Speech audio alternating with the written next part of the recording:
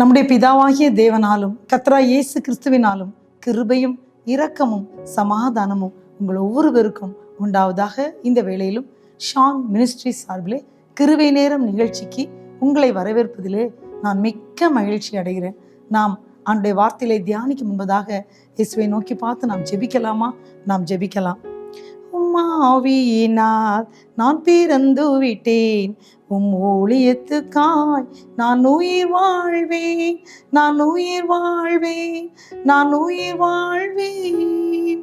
சொந்தம் என்று சொல்லிக்கொள்ள உம்மை விட யாரும் இல்லை, சொத்து என்று அள்ளிக்கொள்ள உம்மை விட ஏதும் இல்லை.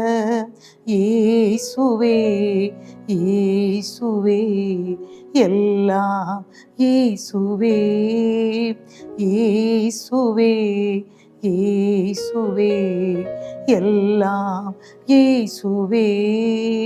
சொந்தம் என்று சொல்லிக்கொள்ள உம்மை விட யாரும் இல்லை, சொத்து என்று அள்ளிக்கொள்ள உம்மை விட ஏதும் இல்லை. இயேசுவே இயேசுவே எல்லாம் இயேசுவே, இயேசுவே இயேசுவே எல்லாம் இயேசுவே. பிரியமான தேவனுடைய பிள்ளைகளை, இந்த வேளையிலும் நாம் ஆண்டவரை நோக்கி பார்த்து நாம் ஜெபிக்கலாமா? அன்புள்ள தகப்பனை, இந்த வேளையிலும் அப்பா உம்முடைய சமூகத்திலே ஆண்டவரை எங்களை தாழ்த்தி நிற்கிறோம் அப்பா. உம்முடைய வார்த்தைகளை தியானிக்கும் முன்பதாக ஆண்டவருடைய சமூகத்திலே ஆண்டவரை அப்பா நாங்கள் இரக்கம் கேட்டு கெஞ்சி நிற்கிறோம் அப்பா. எங்களோடு பேசும் அப்பா. சத்தியத்தை அறிவீர்கள், சத்தியம் உங்களை விடுதலையாக்கும்னு சொன்னீங்களப்பா.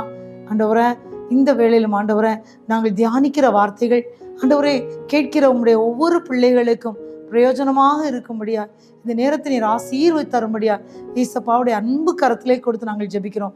இயேசுவே, நீர் மட்டும் மயப்பட்டா போதும் ஆண்டவரை. இதனால் வருகின்ற கன மகிமை துதி எல்லாம் அப்பா இயேசு ஒருவருக்கே செலுத்துகிறோம். இயேசு ரட்சகர் மூலம் ஜெபத்தை ஏற்றுக்கொள்ளும் அன்பு நிறைந்த பரமபிதாவே, ஆமென் ஆமென். பிரியமான தேவனுடைய பிள்ளைகளே, இந்த அருமையான நாளிலும் ஷான் மினிஸ்ட்ரி சார்பிலே கிருபை நேர நிகழ்ச்சிக்கு உங்களை வரவேற்பதிலே இன்னும் நான் மகிழ்ச்சி அடைகின்றேன். இந்த நாளிலும் நாம் தியானிக்கும்படியாக நாம் தெரிந்து கொண்ட வேத வசனம் 1 கொரிந்தியர் 1ஆம் அதிகாரம் 1ஆம் வசனம் முதல் 31ஆம் வசனம் முடிய உள்ள பாட பாகங்களை நாம் வாசித்து பார்க்கும்போது 1 கொரிந்தியர் 1:18 நாம் வாசிக்கிறோம். சிலுவை பற்றிய உபதேசம் கெட்டு போகிறவர்களுக்கு பைத்தியமும், ரட்சிக்கப்படுகிற நமக்கோ அது தேவ பலனாக இருக்குது. சிலுவை பற்றிய உபதேசம் கெட்டு போகிறவர்களுக்கு பைத்தியமும், ரட்சிக்கப்படுகிற நமக்கோ அது தேவ பலம். பிரியமான தேவ பிள்ளைகளே, சுவிசேஷம் அப்படின்னு சொன்னாலே இன்னைக்கு அநேகருக்கு சுவிசேஷம் என்ன அப்படின்னு சொன்னால் அவங்க கேட்பாங்க, அப்படின்னா என்ன அப்படின்னு. இயேசு கிறிஸ்துவை பற்றி அறிவிக்கிறது தான். ஆனால் மெயினாக எதை நம்ம அறிவிக்கணும் அப்படின்னு சொல்லி பார்த்தீங்கன்னா, இயேசு கிறிஸ்துடைய சிலுவையே அன்றி அப்படின்னு சொல்லி வேத வசனத்தில் நம்ம பார்க்குறோம். பேசிக்காக பார்த்தீங்கன்னா ஃபுல் காஸ்பல் அப்படின்னு சொல்லுவாங்க. இயேசு கிறிஸ்துடைய மரணம், அவருடைய உயிர்த்தெழுதல், பாவ மன்னிப்பு, இதாங்க ஃபுல் காஸ்பல், சுவிசேஷம். இந்த சுவிசேஷத்தை நம்ம அறிவிக்கணும் அப்படி என்கிறது தான் இயேசுடைய அன்பு கட்டளை. ஏன்னா இந்த சுவிசேஷத்தினால பிழைப்பு இருக்குது, இந்த சுவிசேஷத்தினால ரட்சிப்பு இருக்குது, இந்த சுவிசேஷத்தினால பலன் இருக்குது. அதுதான் ஆண்டவர் நம்ம பார்த்து சொல்கிறாரு, இந்த சுவிசேஷத்தை எல்லாருக்கும் நம்ம சொல்லணும் அப்படின்னு சொல்லி ஏசப்பா விரும்புகிறார். இந்த வேளையிலும் பிரியமான தேவ பிள்ளைகளே, இந்த 1 கொரிந்தியர் 1ஆவது அதிகாரம் 18ஆம் வசனத்திலே சிலுவை பற்றிய உபதேசம் கெட்டு போகிறவர்களுக்கு பைத்தியம், ரட்சிக்கப்படுகிற நமக்கோ அது தேவ பலன் அப்படின்ட்டு இருக்கு. பிரியமான தேவ பிள்ளைகளே, அருமையான பவுலடிகளார் சொல்லும்போது சொல்லுவார், நாங்களோ சிலுவையில் அறையப்பட்ட கிறிஸ்துவை பிரசங்கிக்கிறோம். கிறிஸ்து சிலுவையில் அறையப்பட்டார், சிலுவையில் அறையப்பட்ட கிறிஸ்துவை நாங்கள் பிரசங்கிக்கிறோம் அப்படின்னு சொல்றாரு. ஏன்னா கிறிஸ்து தான் தேவ பலனும் தேவ ஞானமுமாய் இருக்கிறார். பிரியமான தேவ பிள்ளைகளை, இதை கேட்டுக்கொண்டிருக்கின்ற அன்பான தேவ பிள்ளைகளை, நீங்க ஒருவேளை துக்கத்துல இருக்கலாம், இந்த நேரத்துல துயரத்துல இருக்கலாம், பலனற்றவர்களா இருக்கலாம். ஆனா ஒண்ணு தெரியுமா, இந்த சுவிசேஷம், ஏன்னா அந்த சுவிசேஷத்துடைய பேசிக்கே இயேசு கிறிஸ்துடைய சிலுவை மரணம். ஏன்னா நம்ம வாழ்க்கையில இருந்த சாபத்தை மாற்றினது இயேசு கிறிஸ்துடைய சிலுவை மரணம். நம்முடைய வாழ்க்கையில் உள்ள தரித்திரத்தை மாற்றினது இயேசு கிறிஸ்துடைய சிலுவை மரணம். நம்முடைய வாழ்க்கையில் உள்ள வேதனைகளை, கண்ணீரை, துன்பத்தை, துயரங்களை, பிரச்சனைகளை மாற்றினதே இயேசு கிறிஸ்துடைய சிலுவை மரணம் தான். அதனாலதான் பவுல் சொன்னாரு, இயேசு கிறிஸ்துடைய சிலுவையே அன்றி மேனை பாராட்டுவதற்கு ஒன்றுமே இல்லை அப்படின்னாரு. அதை குறித்து தான் நாங்கள் பிரசங்கித்தோம் அப்படின்னு சொல்றாரு. பிரியமான தேவ பிள்ளைகள, இந்த வேளையில பலன் இல்லாதவர்கள் போல இருக்கிறீங்களா? ஏதோ ஒன்று வாழ்க்கையில குறைபட்டது போல நீங்க உணர்றீங்களா? இந்த இயேசு கிறிஸ்துவை நாம் அக்செப்ட் பண்ணும்போது, இயேசுவை ஏற்றுக்கொள்ளும் போது அவருடைய பிள்ளைகளாக இயேசு நம்மை மாற்றுகிறார். அது மட்டும் இல்ல, இந்த சுவிசேஷத்தை நாம் ஏற்றுக்கொள்ளும் போது இயேசு நமக்காக இந்த பூமியில் அவருடைய இரத்தத்தை சிந்தினார், நமக்காக மரித்தார், நம்மை வாழ்விக்க, நம்முடைய வேதனைகளை மாற்ற, நம்முடைய கண்ணீரை துடைக்க, கேட்டுக்கொண்டிருக்கின்ற உங்கள் ஒவ்வொருடைய பிரச்சனைகளில் உங்களை விடுவிக்க இயேசு தன்னையே இந்த பூமியில அர்ப்பணம் செய்தார், தன்னுடைய இரத்தத்தையே சிந்தினார். அதுதாங்க ஏசாயா 53ஆம் அதிகாரத்துல நம்ம தெளிவா பார்க்கலாம். இயேசு நம்முடைய சாபத்தை ஏற்றுக்கொண்டு அவர் ஆக்கினைக்கு உட்படுத்தப்பட்டாராம். நம்முடைய ஆக்கினைகளை, நம்முடைய துன்பங்களை எல்லாம் அவர் சிலுவையிலே சுமந்து தீர்த்தார் அப்படின்னு சொல்லி பார்க்கிறோம். அப்படின்னா இயேசு கிறிஸ்துவினால மட்டும்தான் நமக்கு வாழ்க்கை வந்துச்சு. இயேசு கிறிஸ்துவினால மட்டும்தான் நம்முடைய சாபம் மாறினது. இயேசு கிறிஸ்துவினால மட்டும்தான் நம்முடைய வேதனைகளுக்கு முற்றுப்புள்ளி வந்தது. அப்படின்னா நம்ம செய்ய வேண்டியது ஒன்னே ஒண்ணு, கர்த்தராகிய இயேசு கிறிஸ்துவை விசுவாசி, அப்பொழுது நீயும் உன் வீட்டாரும் ரட்சிக்கப்படுவீர்கள் சொன்ன வேத வசனத்தின்படி நாம் அவரை விசுவாசிக்க வேண்டும். இயேசு இந்த பூமியில் நமக்காக வந்தது உண்மை, இயேசு நமக்காக மரித்தது உண்மை, இயேசு உயிர்த்தது உண்மை, இயேசு இன்றும் ஜீவிக்கிறது உண்மை, அவர் உங்களுக்குள்ளும் எனக்குள்ளும் நமக்குள்ளும் வாசமாய் இருக்கிறது உண்மை. பிரியமான தேவ பிள்ளைகளே, ஒருவேளை நீங்க இந்த நேரத்துல கண்ணீரோடு கலங்கி கொண்டிருக்கலாம். ஒருவேளை ஏதோ ஒரு பிரச்சனையில நீங்கள் வேதனையோடு இந்த செய்தியை கேட்டுக்கொண்டிருக்கலாம். நீங்க யாரா இருந்தாலும் சரி, அன்பான தேவ பிள்ளைகளே, நீங்க இயேசுவை மட்டும் நம்புங்க. இயேசுவால் ஆகாத காரியம் ஒன்றுமே இல்லை. இயேசு சொன்னாரு, என் நாமத்தினாலே நீங்கள் எதை கேட்டாலும் நான் அதை செய்வேன் அப்படின்னு சொன்னாரு.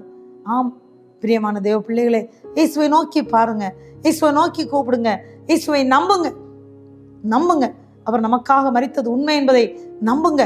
அதுதான் சுவிசேஷம். ஏன்னா அந்த சுவிசேஷம் அப்படின்னு சொன்னாலே நல்ல செய்தின்னு சொல்லுவோம். இந்த நல்ல செய்தி என்ன அப்படின்னு கேட்டா, இயேசு நமக்காக இந்த பூமியில் வந்து மரித்து உயிர்த்து இன்றைக்கும் ஜீவிக்கிறது மட்டுமில்லாம நம்மை ரட்சித்தது, நம்முடைய பாவங்களில் நம்மை மீட்பை தந்தது, நமக்கு வாழ்வை தந்தது, நம்முடைய வாழ்க்கையில அற்புதங்களை செய்து இன்றைக்கும் வாழ வைக்கிறது எல்லாமே இயேசு இயேசு இயேசு தாங்க.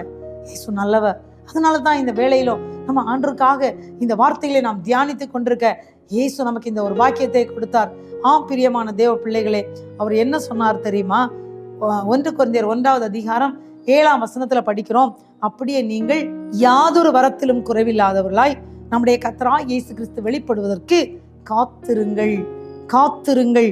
ஏன்னா அவர் என்ன விரும்புறார் அப்படின்னா, கர்த்தராகிய இயேசு கிறிஸ்துவின் நாளிலே நீங்கள் குற்றம் சாட்டப்படாதவர்களாய் இருக்கும்படி முடிவு பரியந்தம் இயேசு உங்களை ஸ்திரப்படுத்துவார். ஏன்னா இயேசுவால மட்டும்தான் இந்த பூமியில நம்ம யாதொரு வரத்திலும் எந்த ஒரு நிலைமையிலும் குறைவே இல்லாம நம்மை நிறைவுள்ளவர்களாக மாற்ற முடியும். தான் ஒரு வசனம் இருக்கு, என் தேவன் தம்முடைய ஐஸ்வர்யத்தின்படி உங்கள் குறைவை எல்லாம் கிறிஸ்து இயேசுவுக்குள் தம்முடைய மகிமையிலே நிறைவாக்குவார். எந்த ஒரு குறைவு இருந்தாலும் கர்த்தராகிய இயேசு கிறிஸ்துவால் அந்த குறைவுகளை மாற்ற முடியும். பிரியமான தேவன், நீங்க நம்புங்க, நம்புங்க. நீங்க விசுவாசத்தா மட்டும் போதும், இயேசுவை விசுவாசத்தா மட்டும் போதும். அப்பா நான் உங்க பிள்ளைப்பா, என்னை ஏற்றுக்கொள்ளும் சொன்னாலே போதும். இயேசு கிறிஸ்துடைய ரத்தம் நம்முடைய பாவங்களை நீக்கி நம்மை சுத்திகரிக்கும்.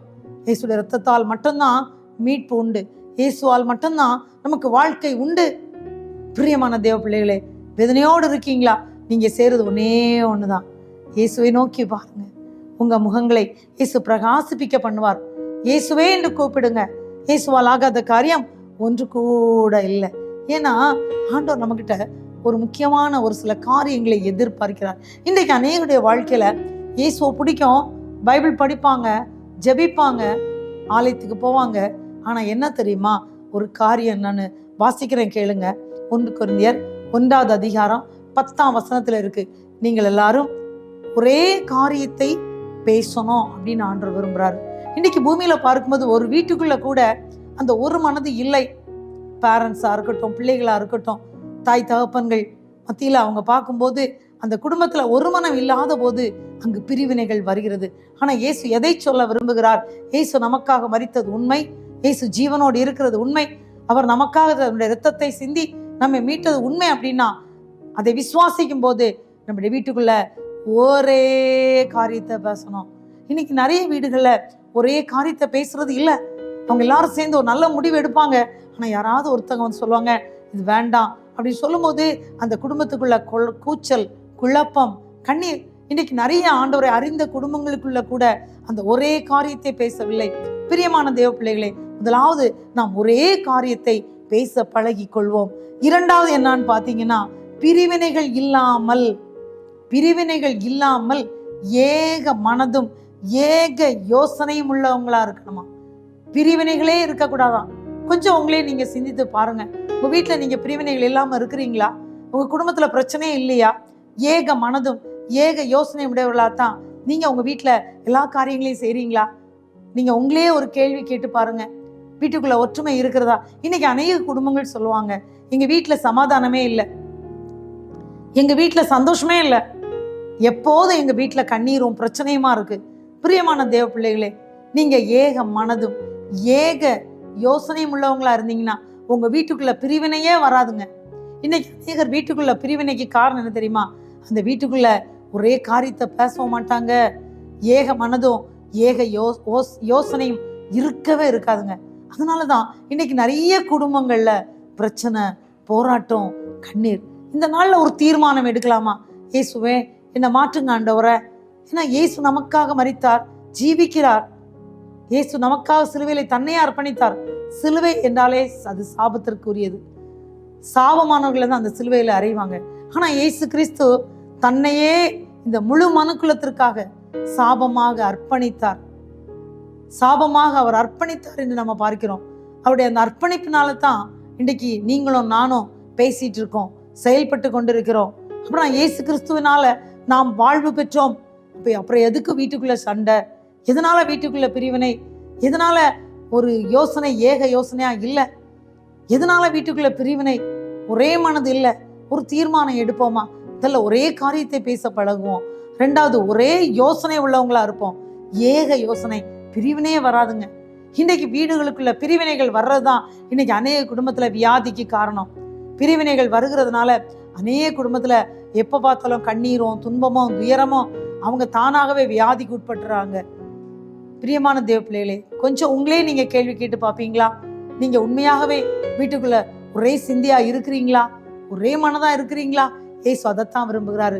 அதனால தான் இயேசு நமக்காக கல்வாரி சிலுவையிலே தன்னுடைய இரத்தத்தையே சிந்தி நம்மே மீட்க இயேசு தன்னையே அர்ப்பணித்தார்.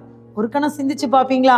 அடுத்து சொன்னாரு, மூன்றாவதாக அதே 1 கொரிந்தியர் 1வது அதிகாரம் 10ஆம் வசனத்துல நீங்கள் சீர் பொருந்தி இருக்கணும்னு சொல்றாங்க. இன்னைக்கு வீடுகளில் சீர் பொருந்தி இருக்க காணவில்லை.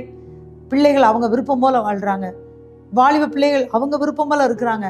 பேரண்ட்ஸும் தங்களுக்கு என்ன செய்யணுமோ தங்களுக்கு தோன்றினதுபடி செயல்படும் போது அந்த வீட்டுக்குள்ள சமாதானமே இல்லை. அந்த வீட்டுக்குள்ள ஒரே காரியத்தை பேசவில்லை. எந்த குடும்பத்திலையும் அந்த சமாதானத்தை அவர்களால் காண முடியவில்லை. சீர் பொருந்தவில்லை. ஆவி ஆத்மா சரீரம் பரிசுத்தமா வைத்திருக்கணும்னு ஆண்டவர் சொன்னார், இயேசு சொன்னார். அவருடைய நாளிலே நீங்கள் ஆவி ஆத்மா சரீரத்திலே குற்றம் இல்லாதவளா இருக்கணும்னு சொல்லியிருக்கிறாரு. உங்களே நீங்க கேள்வி கேட்டு பாருங்க அன்பான தேவ பிள்ளைகளே. இன்னைக்கு அநேக குடும்பத்துல குழப்பத்துக்கும் வேதனைக்கும் கண்ணீருக்கும் துன்பத்துக்கும் துயரத்துக்கும் வியாதிக்கும் காரணம் என்ன தெரியுமா? நம்முடைய வாழ்க்கையில பிரிவினையா இருக்கிறோம். நம்முடைய வாழ்க்கையில சீர் பொருந்தவில்லை. தேவன் சீர் பொருந்தி இருக்க விரும்புகிறார். நீங்க உங்களை சீர் பொருந்த பண்ணுங்கள். ஒருவேளை குடும்பத்துக்குள்ள பிரச்சனை இருந்தா நீங்க மன்னிப்பு கேளுங்க. நீங்க தப்பு செய்திருந்தா நான் தெரியாம செய்துட்டேன், இனிமே தப்பு செய்ய மாட்டேன்னு சொல்லுங்க. உங்க உற்றார் உறவினிடத்துல நீங்க சீர் பொருந்தி இருங்க. முதல்ல உங்க குடும்பத்துல சீர் பொருந்தி இருங்க. அப்புறம் நீங்க போற ஆலயம், நீங்க போற சமுதாயம், நீங்க வேலை செய்யற இடம், படிக்கிற இடம், எல்லா இடத்திலும் நீங்கள் சீர் பொருந்தி இருக்க வேண்டும் என்று நம்முடைய கர்த்தராகிய இயேசு கிறிஸ்து விரும்புகிறார். அப்பதான் உங்களை பார்க்கிறவங்களுக்கு தெரியும், இவர்கள் இயேசு என்ன செய்ய சொன்னாரோ அதை செய்து கொண்டிருக்கிறார்கள். இவர்களுக்கு ரோல் மாடல் மாதிரி எல்லாமே இயேசு தான். அப்ப கேட்பாங்க, நீங்க இப்படியெல்லாம் பிரிவினையே இல்லாம ஒரே யோசனையா நீங்க சீர் பொருந்தி இருக்கிறீங்களே, இதுக்கு காரணம் என்ன அப்படின்னு கேட்கும்போது நீங்க சொல்லுவீங்க, எல்லாமே எங்க அப்பா இயேசுதான், எங்க அப்பா இயேசுதான் எல்லாமே காரணம்னு சொல்லி நீங்க சொல்கிறதற்கு அது பிரயோஜனமா இருக்கும். உங்களே நீங்க சிந்தித்து பார்ப்பீங்களா? ஏன்னா அது மட்டும் இல்ல, நீங்க பார்த்தீங்கன்னா நீங்க அதே அதிகாரத்துல 18வது வசனம் நம்ம வாசிக்க கேட்ட 18வது வசனம், சிலுவை பற்றிய உபதேசம் கெட்டு போகிறவர்களுக்கு பைத்தியம், ரட்சிக்கப்படுகிற நமக்கோ அது தேவ பலன். பிரியமான தேவ பிள்ளைகளே, நிறைய பேர் என்னுடைய வாழ்க்கையில பலனே இல்லை, நான் பலன் இல்லாதது மாதிரி இருக்கிறேன்னு சொல்றீங்க. ஆனா ஒண்ணு தெரியுமா, இந்த சிலுவை பற்றிய உபதேசம், சிலுவை பற்றிய உபதேசம் கெட்டு போறவர்களுக்கு அது பைத்தியமா இருக்கு. அவங்க நினைக்கிறாங்க, ஏன் இப்படி பேசுறாங்க அப்படின்னு அநேகர் நினைக்கிறாங்க. ஆனா அவங்களுடைய வாழ்க்கையில அது சமாதானத்தை கொடுக்கவில்லை. ஆனால் யார் அதை விசுவாசித்து ஏற்றுக்கொள்கிறார்களோ, ரட்சிக்கப்படுறவர்களுக்கோ அது தேவ பலன். உங்க வீட்டுல பலவீனம் இருக்குதா? உங்க குடும்பத்துல பலவீனம் இருக்கிறதா? உங்க தனிப்பட்ட வாழ்க்கையில உங்க ரிலேட்டிவ்ஸ் யாரோ ஒருத்தங்க பலவீனமா இருக்கிறாங்களா? கொஞ்சம் உங்களே நீங்க கேட்டு பாருங்க. ரட்சிக்கப்படுறவர்களுக்குள்ளே அது தேவ பலன். எது? சிலுவை பற்றிய உபதேசம், சுவிசேஷம். சுவிசேஷத்துடைய பேசிக்கே சிலுவை தாங்க. இயேசு கிறிஸ்து சிலுவையில் அறையப்பட்டார், அவர் மரித்தார், உயிர்த்தார், பாவ மன்னிப்பை அருளி செய்தார், இன்றைக்கும் ஜீவிக்கிறதற்கு உதவியாக இருக்கிறார். கொஞ்சம் யோசிச்சு பார்க்கலாமா? இந்த உபதேசம் நம்ம அக்செப்ட் பண்றோமா? இந்த இயேசு கிறிஸ்துடைய சிலுவை பற்றிய உபதேசத்தை நாம் ஏற்றுக்கொள்கிறோமா? அப்படின்னா ஆண்டவர் சொல்றாரு, ரட்சிக்கப்படுகிற உங்கள் ஒவ்வொரு பேருக்கும் அது தேவ பலனாக இருக்கிறது. அது தேவ பலன். பிரியமான தேவ பிள்ளைகளை, அந்த பலன் உங்களுக்கு வேண்டுமா? கர்த்தராகிய இயேசு கிறிஸ்துவை விசுவாசிங்க. இயேசு சிலுவையில் அறையப்பட்டதை நீங்க ஏற்றுக்கொள்ளுங்க. இயேசுவே என்னை உங்க கையில கொடுக்குறேன்ப்பா, என்னை ஒரு விசை தகுதிப்படுத்துங்க, என் பாவத்தெல்லாம் மன்னிங்கன்னு சொன்னீங்கன்னா இயேசு கிறிஸ்துடைய பலன் உங்கள் மேல் நிழலும். பிரியமான தேவ பிள்ளைகளை, நீங்க அப்போஸ்தலர் 1:8 பார்ப்பீங்க, பரிசுத்த ஆவி உங்களிடத்துல வரும்போது நீங்கள் பலன் அடைவீர்கள். எப்ப பலன் வரும்? எபேசியர் 1:13 இருக்கு, இயேசுடைய வசனத்தை கேட்டு விசுவாசிகள் ஆன போது வாக்குத்தத்தம் பண்ணப்பட்ட பரிசுத்த ஆவியால் முத்திரிக்கப்பட்டீர்கள். அப்ப இந்த வசனம் தான் முக்கியம், இந்த வார்த்தை தான் முக்கியம், இந்த சிலுவை பற்றிய உபதேசம் தான் முக்கியம். அதை அக்செப்ட் பண்ணணும், அதை ஏற்றுக்கொள்ளணும். நீங்க ஏற்றுக்கொண்டீங்கன்னா தேவ பலன் உங்களுக்கு வரும் என்று வேத வசனம் சொல்லுகிறது. பிரியமான தேவ பிள்ளைகளே, அது மட்டும் இல்ல, இன்னும் நீங்க பாத்தீங்கன்னா அதே 1வது அதிகாரம் 1 கொரிந்தியர் 1வது அதிகாரம் 21ஆம் வசனத்தை பாத்தீங்கன்னா, அதாவது இந்த உலகம் தங்களுடைய சுய ஞானத்தினாலே இயேசுவை அறியவில்லைன்னு சொல்லுகிறது. ஏன்னா அவங்களுக்கு இந்த பிரசங்கம் பைத்தியமாக தோன்றுகிறது அப்படின்னு இந்த வசனத்துல இருக்கு. சுய ஞானத்தினாலே அநேகர் இன்னும் இயேசுவை ஏற்றுக்கொள்ளல. ஏன்னா அவங்களுக்கு இந்த பிரசங்கம் எப்படி இருக்குதான், அது பைத்தியமாக தோன்றுகிற பிரசங்கம் அப்படின்னு சொல்லி 1 கொரிந்தியர் 1வது அதிகாரம் 21ஆம் வசனத்துல இருக்கிறது. ஆனா விசுவாசிக்கிறவர்களை ரட்சிக்க தேவனுக்கு பிரியமாயிற்று. நம்ம விசுவாசிச்சா மட்டும் போதும், அது தேவனுக்கு பிரியம். விசுவாசிக்கிறவர்களை ரட்சிக்க தேவனுக்கு பிரியம். ஆம் பிரியமான தேவ பிள்ளைகளே, அப்படின்னா விசுவாசிக்கும் போது, இந்த வார்த்தைகளை ஏற்றுக்கொள்ளும் போது அந்த பலன் நம்மில் வருகிறது, பலவீனங்கள் மாறுகிறது. ஆகவே இந்த பலன் வர வேண்டும் என்றால் நாம் செய்ய வேண்டியது என்ன? ரட்சிக்கப்படணும். ரட்சிக்கப்படுவதற்கு என்ன வேணும்? இந்த பிரசங்கத்தை நம்ம என்ன செய்யணும்? விசுவாசிக்க வேண்டும். இந்த வார்த்தைகளை விசுவாசிக்கணும். இயேசு நமக்காக மரித்ததை விசுவாசிக்கும் போது நாம் ரட்சிக்கப்படுகிறோம். ரட்சிப்பின் மூலம் தேவ பலன் நமக்கு கிடைக்கிறது. பிரியமான தேவ பிள்ளைகளே, அது மட்டும் இல்ல, யார் யார் அழைக்கப்பட்டார்களோ அவர்களுக்கு கிறிஸ்து பலனும் தேவ ஞானவுமாய் இருக்கிறார். 1 கொரிந்தியர் 1வது அதிகாரம் 24வது வசனம். இரண்டாவதாக நாம் பார்க்கும்போது அவர் பலன் மட்டும் இல்ல, தேவ ஞானமாய் இருக்கிறார். யாருக்கு? அழைக்கப்பட்ட பிள்ளைகள். யார் யார் தேவன் அழைக்கிறாரோ, அழைக்கப்பட்ட அவர் எல்லாருக்கும் அழைப்பு கொடுக்கிறார். உலகத்தில் உள்ள அத்தனை பேருக்கும் அழைப்பு கொடுக்கிறார். ஆனா யார் யார் விசுவாசித்து அந்த வார்த்தைகளை ஏற்றுக்கொள்றாங்களோ அவர்களுக்கு ரட்சிப்பை கொடுக்கிறார். 2வது, அப்படி ரட்சிப்பை கொடுக்கும் போது அந்த வார்த்தைகள் யார் யாருக்கு அழைப்பு வருகிறதோ, யார் யார் அந்த அழைப்பை கேட்டு கர்த்தராகிய இயேசு கிறிஸ்துவை ஏற்றுக்கொண்டு அந்த ரட்சிப்பை நாம் சுதந்தரித்துக் கொள்கிறோமோ அவர்களுக்கு கிறிஸ்து தேவ பலனும் தேவ ஞானவுமா இருக்கிறார். ஒருவேளை உங்க வாழ்க்கையில தேவ ஞானம் இல்லை அப்படின்னு நினைக்கிறீங்களா? ஞானம்னா என்னன்னு பாத்தீங்களா? நம்முடைய கர்த்தராகிய இயேசு கிறிஸ்துவ குறித்து தான் நீதிமொழிகள் 2வது அதிகாரத்துல நம்ம பார்க்கிறோம்.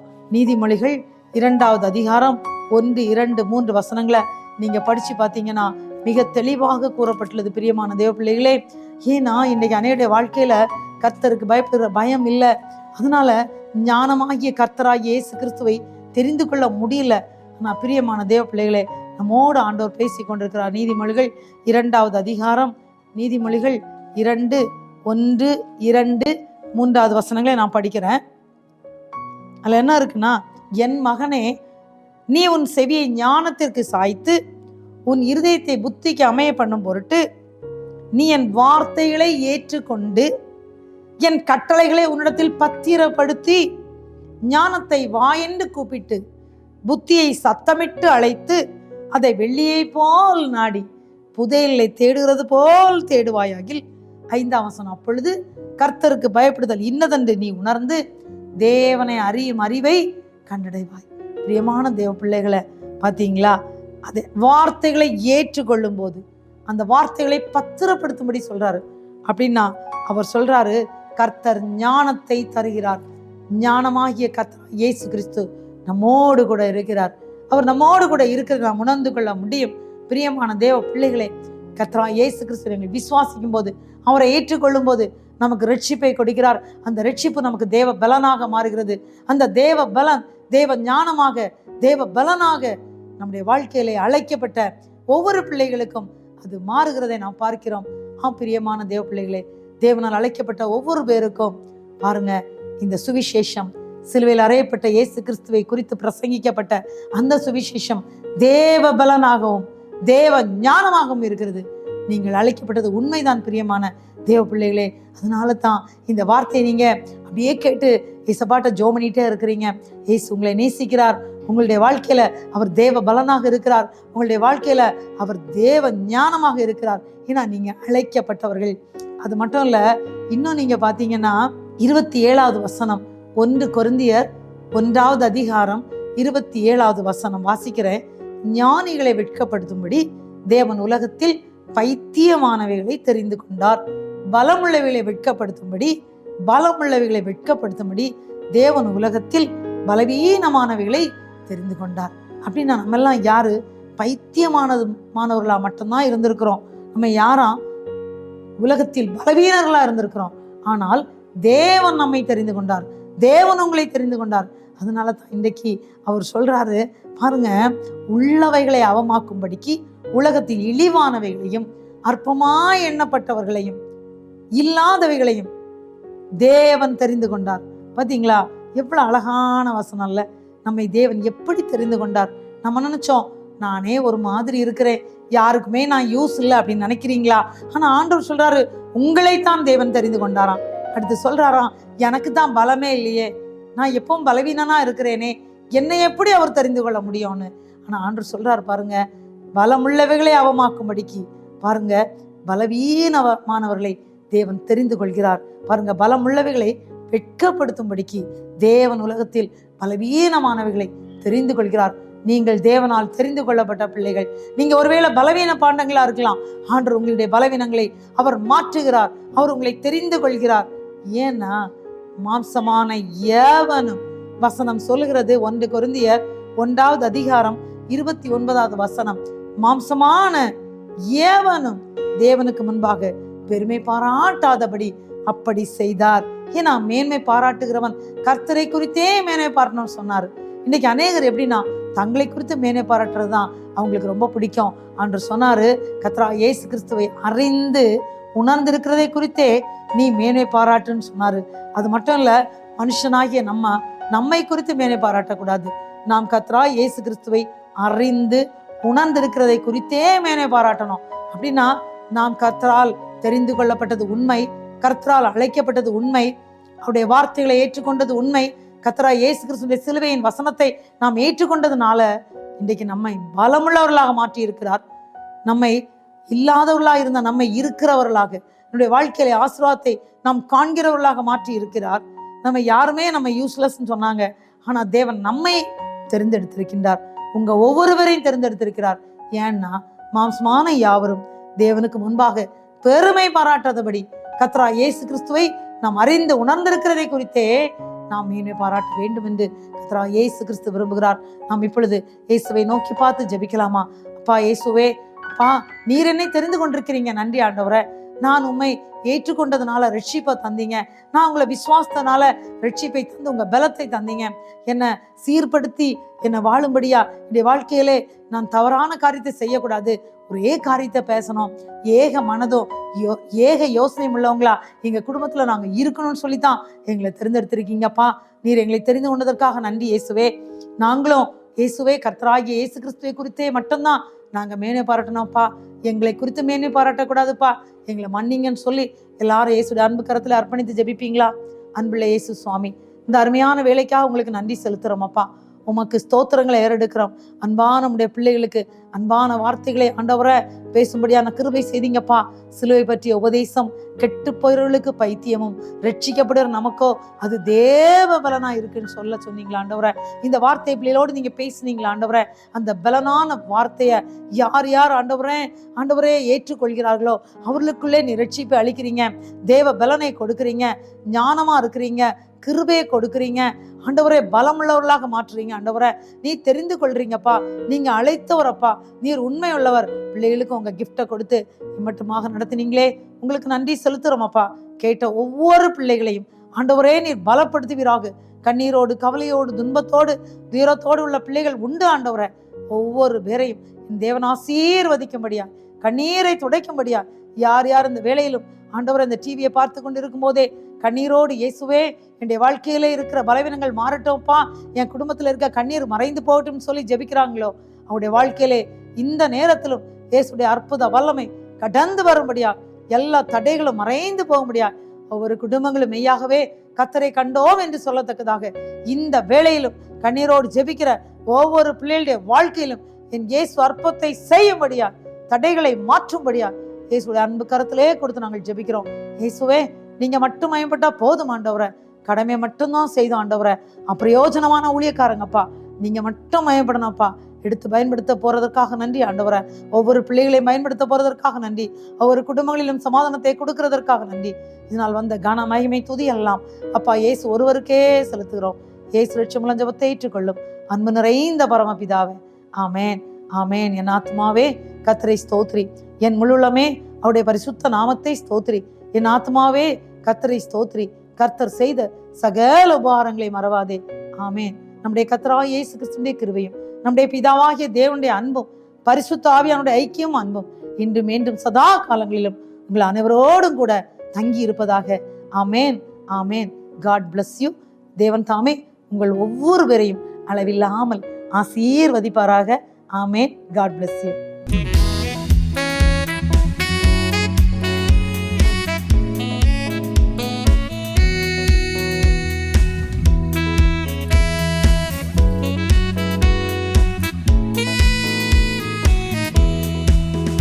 என்னை நேசிக்கின்றாயா, என்னை நேசிக்கின்றாயா,